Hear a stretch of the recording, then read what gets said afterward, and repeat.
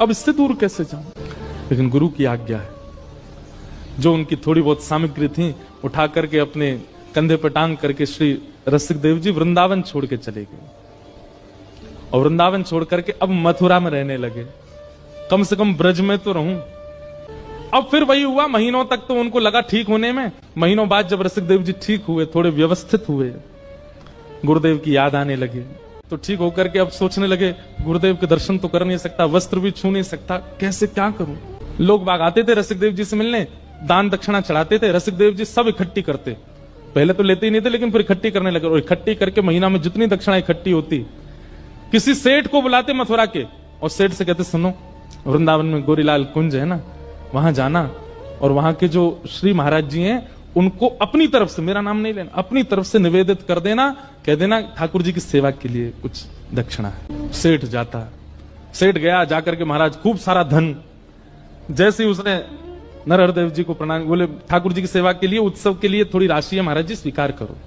महाराज जी बोले अरे वाह भैया बढ़िया, अब चलो महाराज ठाकुर जी का बढ़िया उत्सव करेंगे हम इससे।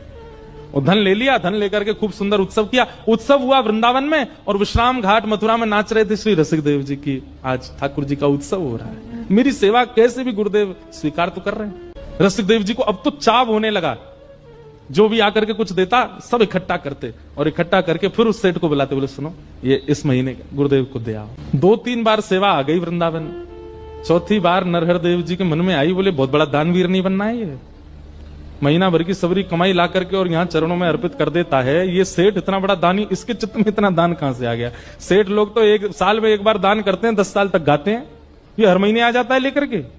नरहरदेव जी ने कहा ए सुने धरा सेठ, ये धन तुम्हारा है? बोले जी। उसको भी सौगंध दे दी, बोले देख तेरा नाश हो जाएगा, ऐसा हो जाएगा, मुझसे झूठ मत बोलना, सत्य बताइए धन किसका है? सेठ जी घबरा गए, बोले आपके शिष्य श्री रसिक देव जी वो मथुरा में हैं, महीना में जितने उनके पास शिष्यगण आते हैं, जो भी कुछ चढ़ाते हैं सब इकट्ठी करके मेरे हाथ भिजवा देते हैं। ताम्र वर्ण हो गया, लाल पड़ गई आंखें गुरुदेव की, और उठा करके सारा धन फेंक दिया उसके ऊपर, और कहा लेकर के जाओ इसको, और जा करके उसके मुंह पर मारना। उसको आश्रम से निकाल दिया, वृंदावन से निकाल दिया, अब भी पीछा